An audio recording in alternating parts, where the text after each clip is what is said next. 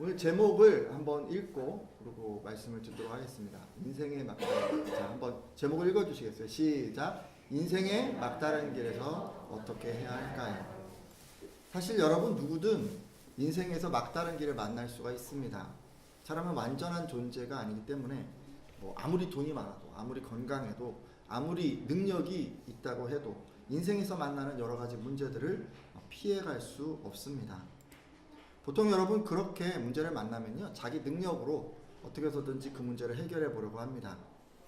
하지만 만나는 그 문제들을 스스로 힘으로 다 해결할 수 있는 건 아니죠. 자기 능력으로 해결할 수 없는 어떤 문제를 만났을 때 여러분은 어떻게 하십니까? 대부분의 사람들은 그냥 안 되는 문제를, 못하는 문제를 이렇게 딱 만나면요, 그냥 포기하는 분들이 있어요. 낙망하고 그냥 주저앉고 이러는 분들이 있어요. 이제 끝이구나 이렇게 생각을 하는 거죠. 그래서 자포자기하는 그런 분들도 있습니다. 어떤 분들은요, 이게 안 돼요. 근데 집착을 계속 하고 계십니다. 그래서 자기 방법을, 안 되는 방법을 계속 써서 또 하고 또 하고 또 하고 그렇게 그런 분들도 있어요. 선택한 방법이 잘못된 방법일 수도 있는데, 선택한 길이 그릇된 길일 수도 있는데, 그냥 계속해서 그냥 시행착오를 반복하고 또 하고 또 하고 이렇게 하고 있는 거예요. 이런 분들은 보통 이렇게 얘기했죠. 나는 한 우물만 판다. 이렇게 이제 생각을 하는 거죠. 여러분은 혹시 이런 분들은 아니시죠? 이게 별로 지혜롭게 생각되지 않습니다. 여러분, 우리는 이렇게 우리 힘으로 해결할 수 없는 어떤 인생의 문제를 만났을 때 어떻게 해야 할까요? 자기 능력으로 해결할 수 없는 인생의 난제를 만났을 때 우리들은 어떻게 하는 게 좋을까요? 오늘 하나님 말씀을 통해서 삶의 지혜를 얻는 그런 시간이 되셨으면 좋겠습니다. 오늘 여러분이 그 말씀을 통해서 만나게 될 인물도 그 인생에서 막다른 길에 다다른 사람입니다. 우리는 보통 이런 상태를 사면초가의 상태 또는 진퇴양난의 상황 이런 식으로 표현을 하죠. 원래 이 사람은요, 잘 나가는 사람이었어요. 성경에는 특별한 언급이 없습니다. 그래서 우리는 이 사람의 이름이 뭔지, 직위가 뭔지 사실 정확히 알 수 없어요. 그냥 성경에서는 왕의 신하다라고 그렇게만 가르쳐 줍니다. 그러니까 그는 유대인으로 아마도 이스라엘 분봉왕이었던 당시 헤롯 안티파스의 고위 관리였던 것으로 추측이 됩니다. 그렇다면 이 사람은요, 이스라엘의 입장에서 생각을 해보면요, 매국노고 반역자였어요. 그는 당시 세리들처럼 이스라엘의 정복국인 로마 입장에서 일하는 사람이었기 때문입니다. 돌아보면 우리나라에도 이제 일제 강점기가 있었죠. 그때에도 정복국인 그 일본을 위해서 앞장서서 일하는 그런 사람들이 있었습니다. 여러분, 을사오적 또 정미칠적 같은 사람들 기억하실 텐데, 그런 분들이 좀 그런 사람들이 아닐까 이렇게 생각을 해봅니다.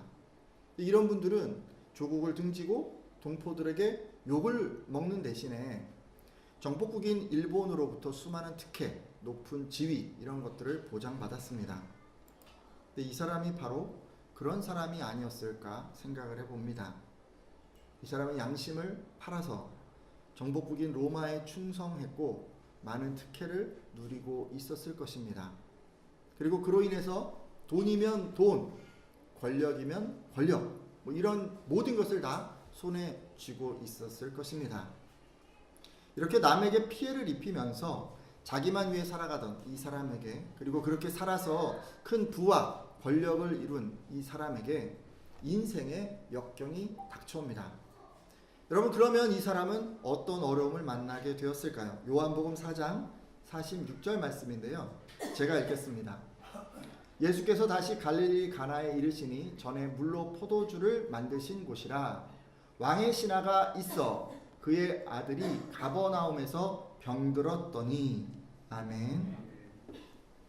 여러분, 이 사람 아들이 어떤 일을 당했습니까? 병이 들었다고 그러죠?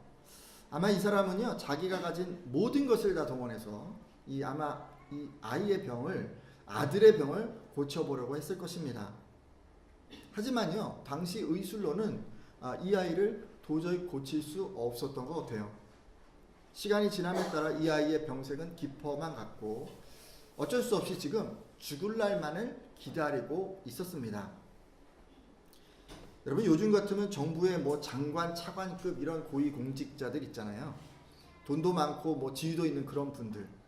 이런 분들이 아무런 걱정도 없이 살아가고 있는데 갑자기 자기 아들이 현대의학으로는 손 쓸 수 없는 불치의 병에 걸린 것과도 같은 상황이라고 할 수 있습니다.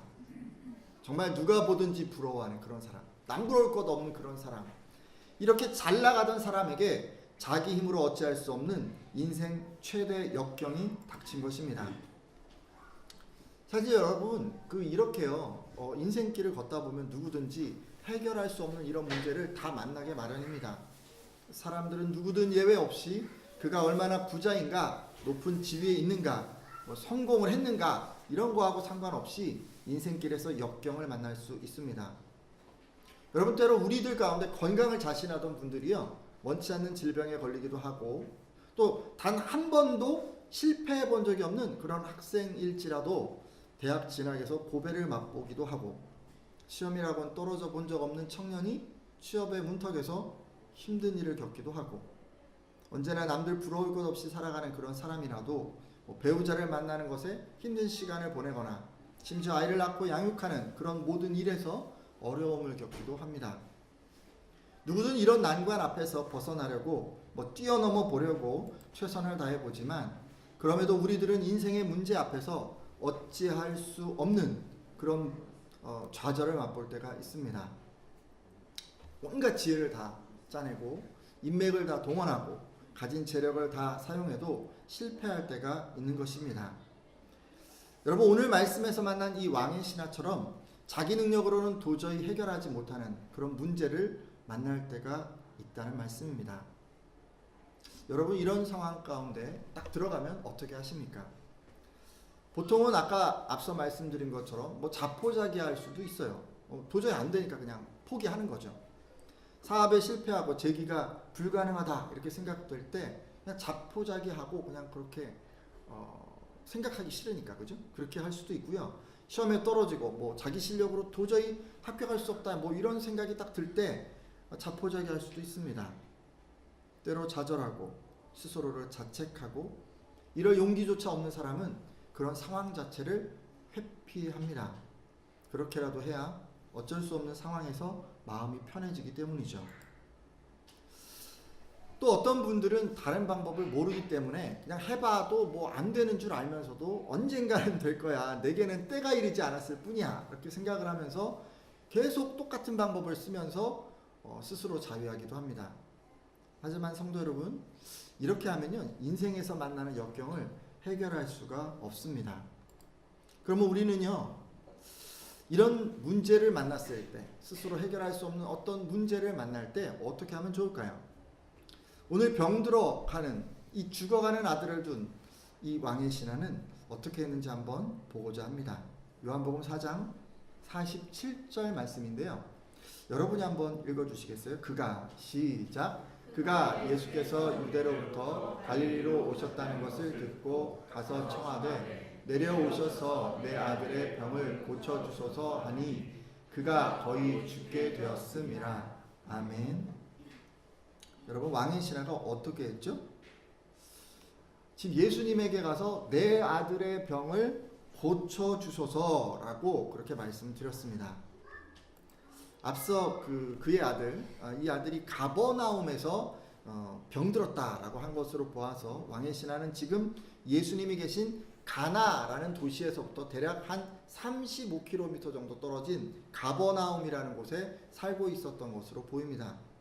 근데 지금요 예수님이 가나에 오신다는 얘기를 듣고 아침 일찍 집을 나서서 지금 이곳에 도착한 것으로 보입니다. 예수님을 만나기 위해서 먼 거리를 지금 한 달음에 달려온 거예요. 제 생각에 이게 지금 35km니까 한 1시 정도, 낮 1시 정도에 예수님을 만난 것 같거든요. 몇 시 정도 나왔을까요? 한 4시, 5시 막 이 정도 나오지 않았을까요? 그러니까 새벽밥 먹고 그냥 후다닥 나와가지고 30몇 킬로를 부단히 온 거 아니겠어요? 뭐 걸어오든 뭐 뭘 타고 오든 어쨌든 정말 서둘러서 그렇게 온 거 같습니다. 사실 여러분 이렇게 먼 거리를 이렇게 성의를 갖고 온 것도 대단한 일이지만 왕의 신하라는 그의 신분상 이렇게 하기가 정말 쉽지 않았습니다. 여러분 그가 가진 모든 것을 잃을 수도 있는 상황인데 그런 위험을 무릅쓰고 지금 예수를 찾아간 거예요. 여러분 일단 그가 모시는 헤롯 안티파스 왕은요 세례 요한을 참수시킬 정도로 무자비한 사람이었습니다. 헤롯 왕은 그 자기 아내를 버리고 배다른 형제 아내를 뺏는 그런 악한 일을 행했습니다. 그러자 그 시대 양심이었던 이 세례 요한은요 그런 헤롯 왕의 악행을 책망하게 됩니다. 헤롯 왕은 이 일로 양심의 가책을 받지만 결국 그 아내로 인해서 그 세례 요한을 결박해서 가두게 됩니다. 그리고 우유부단했던 그는 자신의 생일에 춤을 춘 그 딸의 청을 들어주기 위해서 세례 요한을 죽이게 되죠. 여러분 이 일을 하고 나서 이 헤롯이요 굉장히 그 심한 가책을 받게 됩니다. 근데 그 뒤로 예수라고 하는 사람이 나타난 거예요. 근데 그 사람이 더 큰 권능으로 막 귀신도 쫓고 병도 고치고 기적을 행하고 세례 요한하고 똑같이 세례를 베푸는 거예요.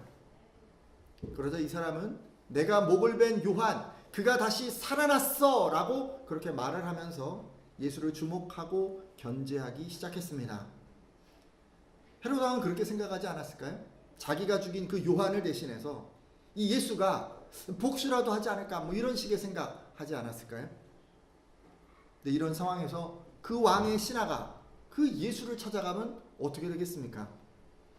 잘못하면 자기가 모시는 그 헤롯 왕의 눈밖에 날 수도 있지 않겠습니까? 자신이 평생 쌓아놓은 재산과 명성과 권력, 여러분 이 모든 것을 한순간에 잃을 수도 있지 않겠습니까? 하지만 이 왕의 신하는요 이거를 알면서도 그 사랑하는 아들을 살리기 위해서 예수님을 찾아왔습니다. 그는 실로 엄청난 위험을 감수했던 것입니다. 자 그러면 여러분 왕의 신하가 이렇게까지 하면서 예수님을 찾아왔어요.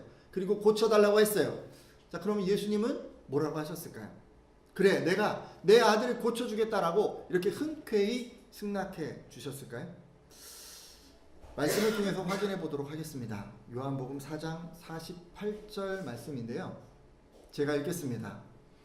예수께서 이르시되 너희는 표적과 기사를 보지 못하면 도무지 믿지 아니하리라. 아멘.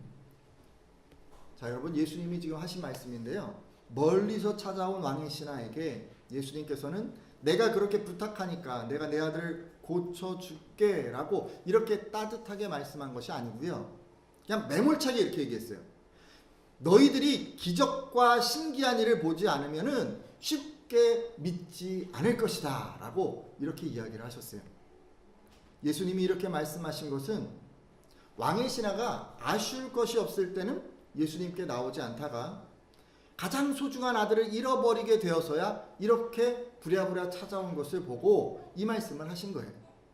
그러니까 등 따시고 배부를 때는 예수님을 찾지 않다가 이렇게 삶의 문제를 만나야 비로소 예수님을 찾는 사람들, 그리고 그 문제 해결을 통해서 내가 믿음을 갖겠다라고 말하는 그 사람들을 안타까운 마음으로 바라보시면서 이 말씀을 하신 거예요. 아마도 이제껏 그 예수님을 믿지 않았던, 아니 어쩌면 알면서도 찾아오지 않았던 그 왕의 신하는 이 이야기를 듣고 부끄러웠을 것입니다. 하지만 이런 예수님의 말씀에도 왕의 신하는 계속해서 간청합니다. 요한복음 4장 49절 말씀인데 여러분 읽어주시겠어요? 신하가 이르되, 시작. 신하가 이르되 주여. 아멘. 여러분 여기서요, 여러분 주목해서 보셔야 될 게 있어요. 그가 예수님께 뭐라고 지금 부르는가입니다. 예수님을 지금 뭐라고 부르고 있죠? 주여라고 부르고 있어요. 여러분 이게 굉장히 중요한 거예요. 헬라어 퀴리오스라는 단어가 사용됐는데 이게 제가 찾아보니까 새 번역본과 공동 번역본에서는요 선생님으로 번역을 했어요. 근데 개혁개정 한글 개혁 한글본에는 주님이시여라고 번역을 했더라고요. 근데 이게 더 원문에 가깝다고 생각이 됩니다. 여러분 왕의 신하가 예수님께 주여라고 한 것은 무엇을 의미할까요? 만일 제 아들을 고쳐주시기만 하면 제가 예수님을 주님으로 모시겠습니다 라고 지금 자기 신앙을 이렇게 고백하고 있는 거 아니겠습니까? 근데 여러분 이게 얼마나 위험한 건지 아시죠? 당시 로마의 황제들이요 그리스도인들을 혹독하게 핍박을 했어요. 뭐 여러 가지 이유가 있었죠. 근데 그 중에 하나가 예수를 주라고 부르는 것 때문에 그들이 핍박을 받았어요. 잡아가서 사자굴에 던진 이유가 뭐였냐면 황제를 주라고 하지 않고 예수를 주라고 했기 때문에 그들이 붙잡혀간 거예요. 근데 지금 왕의 신하가 이 고백을 한다는 건 이게 지금 죽을 각오로 하고 있는 거 아니겠습니까? 여러분 이렇게까지 왕의 신하가 예수님께 신앙을 고백하자 아들의 병이 고침받았다라고 말씀해 주십니다. 요한복음 4장 50절 상반절인데 제가 읽어드리겠습니다. 예수께서 이르시되 가라 내 아들이 살아있다 하시니 아멘. 여러분 예수님께서요 돌아가라 내 아들은 살았다 라고 그렇게 말씀해 주셨습니다. 이것은 지금 살아있는 것뿐만 아니라 앞으로도 건강하게 살아갈 것이라고 하는 것을 의미하는 것입니다. 그의 병든 아들이 완치될 것이다 하는 것을 지금 선포해 주신 거예요. 할렐루야. 자, 근데 문제가 좀 있어요. 예수님께서 말만 하신 거예요. 왕의 신하에게 그냥 집으로 돌아가라고 그렇게 하신 거예요. 왕의 신하는 뭘 기대했을까요? 뭘 요청했을까요? 예수께서 같이 가버나움에 갇히셔서 아들에게 안수해 주시고 고쳐주시면 눈앞에서 그렇게 고침받는 걸 내가 보면 만족하겠습니다. 그렇게 한 거 아니겠어요? 근데 지금 예수님 뭐라 그랬어요? 환자를 보지도 않고 가지도 않고 그냥 아들이 살았다 라고 말만 던지신 거예요. 말만 한 거예요. 말만. 아니 그러면 여러분 예수님 왜 이렇게 하셨을까요? 바빠서? 뭐 그럴 수도 있겠죠. 멀어서? 그럴 수도 있어요. 그것 때문에 안 가셨을 수도 있어요. 하지만 여러분 잘 들여다보세요. 그러면 왕의 신하가 순종해야 할 말씀을 해주신 거예요. 믿음을 요구하신 거예요. 예수님은 지금요 왕의 신하에게 진짜 주님으로 섬기는지 그것을 확인하고 계신 거예요. 물론 왕의 신하는요 자신이 가진 모든 것을 다 걸고 예수님을 찾아왔기 때문에 이미 예수님에 대한 그의 믿음을 보여드렸습니다. 하지만 여러분 예수님 그런 믿음 보고 싶은 게 아니에요. 내가 이렇게 하나님께 믿음을 보여드려야지, 헌금 많이 드려야지, 봉사 이런 거 원하시는 거 아니에요. 이런 거 그걸로 믿음을 확인하는 게 아니에요. 뭔가요? 자기 생각하는 대로 행동하는 그런 믿음 말고 직접 예수님의 말씀에 순종하는 그 종으로서의 믿음을 보여주기를 바라셨어요. 여러분 이런 상황 되면 어떻게 하시겠어요? 모든 것을 다 희생해서 예수님을 찾아갔는데 당장 확인할 수 없는 그 말씀만 하신다면 여러분은 내 문제가 해결될 것이다 라고 믿고 돌아갈 수 있겠습니까? 이게 정말 쉽지 않은 상황이에요. 자 여러분 그러면 왕의 신하는 이렇게 예수님이 말씀하는데 어떻게 했을까요? 요한복음 4장 50절 하반절에서 51절까지 말씀인데 여러분들이 한번 읽어주시겠어요? 그 사람이 시작! 그 사람이 예수께서 하신 말씀을 믿고 가더니 내가 가는 길에서 그 종들이 오다가 만나서 아이가 살아있다 하거늘 아멘. 이 왕의 신하는요 돌아가거라 내 아들이 살았다 라는 그 예수님의 말씀을 믿고 돌아갔어요. 믿고 돌아갔어요. 믿으십니까? 아마도 그는요 올 때보다 더 다급하게 돌아갔을 거예요. 아들이 나았을 거라고 하는 기대에 부풀어서 집으로 막 서둘러서 갔을 거예요. 근데 돌아오는 길에 마침 자기를 찾으러 오는 종들을 만납니다. 이렇게 만나서 그 종들이 이렇게 얘기했어요. 아이가 살아있습니다 라고 말이죠. 그가 회복됐다고 하는 소식을 전해주기 위해서 그 종들이 부랴부랴 지금 그 주인에게 오고 있었던 거예요. 뒤에 이어지는 말씀을 보면 왕의 신하는 언제 내 아들의 병이 낫기 시작했느냐라고 묻습니다.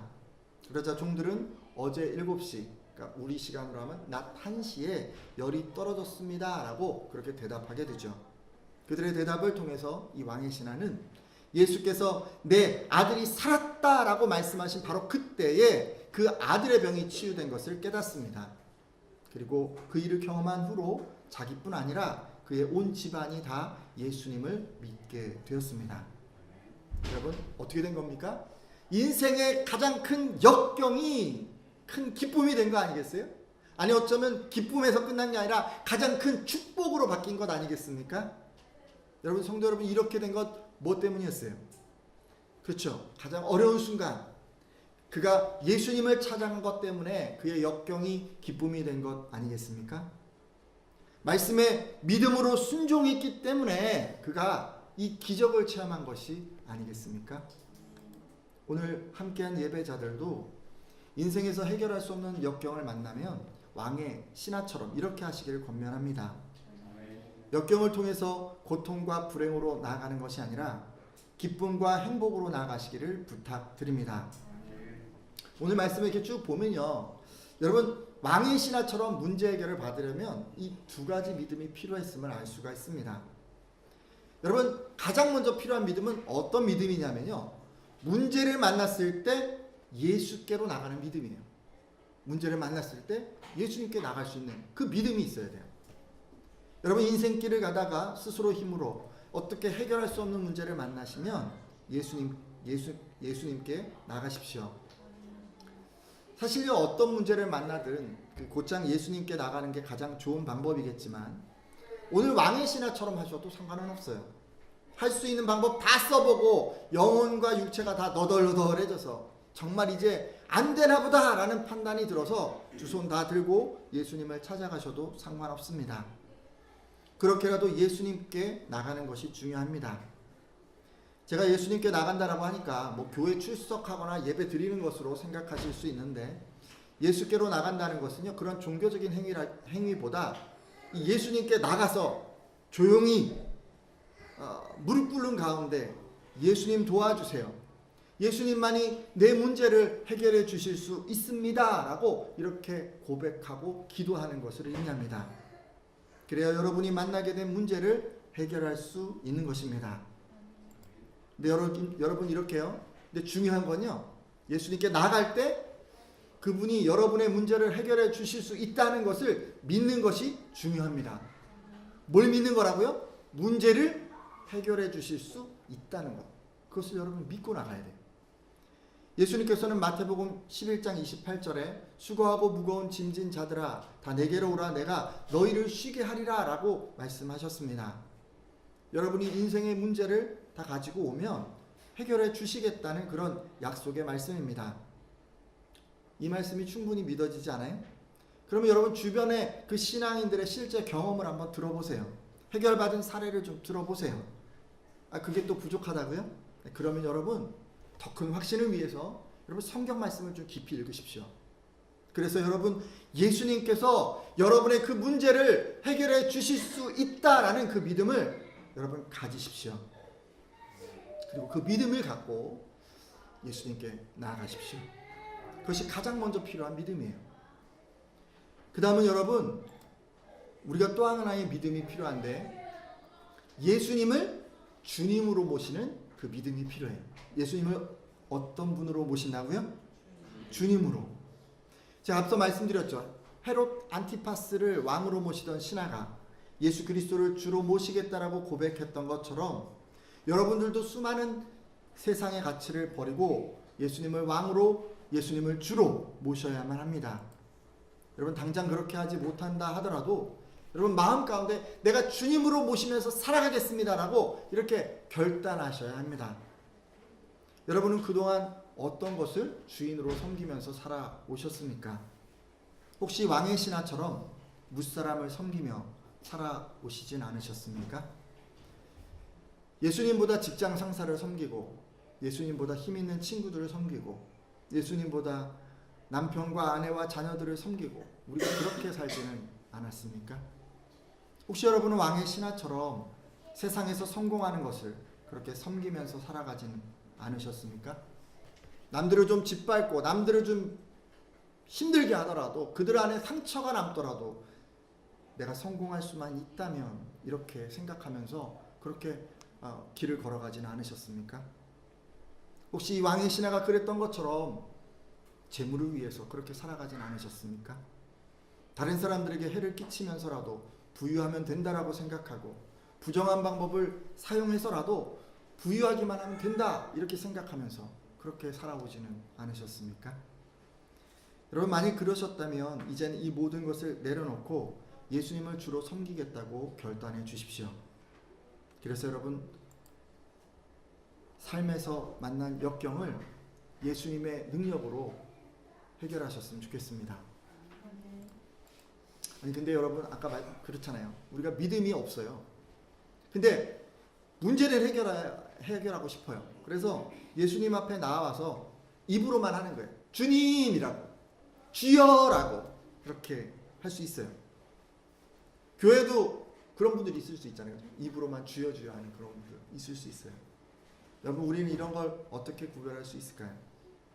여러분은 누군가 예수님을 주님으로 섬기는 그 믿음을 가졌다라는 것을 어떻게 확인할 수 있습니까? 좋은 방법이 있으신가요? 네 말이죠. 예수님께서는 말씀에 대한 순종으로 이 주님으로 고백한 믿음을 확인하십니다. 예수님께서는 왕의 신하가 단순히 표적을 구하는 사람이 아니라 참으로 예수를 주로 섬기는 사람인가 아닌가를 확인하기 위해서 그가 믿고 순종해야 하는 말씀을 주셨습니다. 예수님은 그에게 아들이 낳았다라고 말씀하시면서 그것을 믿고 돌아가라고 요구하셨습니다. 그러자 왕의 신하는 예수님께서 아무것도 해주시지 않으셨는데 그냥 단순히 말씀만 탁 던지셨는데 그 말씀에 능력이 있음을 믿고 순종해서 집으로 돌아갔습니다. 이렇게 순종했기 때문에 왕의 신하는 아들의 그 병이 말끔히 낫는 기적을 체험했습니다. 이렇게 예수님은 왕의 신하가 말씀에 순종할 때 주님이라고 했던 그의 고백이 참 믿음에서 나온 것임을 확인하셨던 것입니다. 근데 그때만 그런 게 아니에요, 여러분. 지금도 그래요. 지금도 예수님이요. 왕의 신하에게 그랬던 것처럼 저의 믿음을, 여러분의 믿음을 이런 식으로 확인하셔요. 여러분이 주님 또는 주여라고 드리는 그 고백이 참 믿음의 고백인지 확인하기 위해서 믿고 순종해야 하는 말씀을 주신다는 말씀입니다. 예수님은 그 말씀을 지금 이런 설교를 통해서 주시기도 합니다. 또는 여러분 말씀 묵상을 통해서 주시기도 하죠. 어쩌면 주변의 신앙인을 통해서 여러분에게 주시기도 합니다. 아마도 그 말씀은 바로 확인할 수 없는 말씀일 것입니다. 믿음으로 순종해야만 하는 그런 말씀일 것입니다. 여러분 이런 말씀이 주어질 때 여러분의 마음에는 과연 그럴까? 과연 이루어질까라는 의심이 들 수 있어요. 근데 그런 의심을 뛰어넘어서 반드시 믿음으로 순종하시기를 부탁드립니다. 그래서 오늘 함께한 예배자들은 한 사람도 예외 없이 이런 기적을 다 체험하셨으면 좋겠습니다. 왕의 신하처럼 아무도 해결해 줄 수 없는 그 문제를 해결받기를 바랍니다.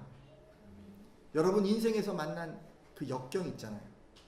그 역경이 기쁨과 축복의 통로로 바뀌는 것을 경험하시기를 부탁드립니다. 이제 기도하고 마치려고 하는데요. 여러분 인생에서 해결할 수 없는 역경을 만나는 거요. 그 어떤 사람에게는 고통이고 또 불행일 수 있습니다. 하지만 어떤 사람에겐 그것은 축복이고 기쁨입니다. 저는 오늘 함께한 예배자들의 삶에 그런 복이 다 임하셨으면 좋겠습니다. 이것을 좌우하는 건 다른 거 없어요. 믿음이 있어야 되는 거예요. 믿음이. 여러분 안에 믿음이 있어야 이게 바뀌어지는 거예요. 가장 먼저 예수께서 해결해 주실 수 있음을 믿고 여러분 나아가서 간구하십시오. 혹시 이 시간 인생의 역경을 만난 분들 계시다면 예수님께서 해결해 주실 것을 믿고 예수님 저를 좀 도와주세요. 제 이 문제를 해결해 주세요라고 지금 기도해 주시길 바랍니다. 그리고 기도하실 때 앞으로는 오직 예수님만 주님으로 모시겠다고 꼭 기도해 주십시오. 예수님을 주로 모시는 것은 입으로 고백하는 것에서 끝나지 않습니다. 예수님께서는 여러분이 말씀에 순종할 때 주님이라는 고백이 참이라는 것을 확인하십니다. 따라서 여러분 어떤 말씀이 주어지든지 제가 믿고 순종하겠습니다라고 그렇게 같이 결단해 주십시오. 이렇게 기도하고 또 결단하는 그런 분들마다 인생에서 만난 역경이 축복으로 바뀌게 될 줄로 믿습니다.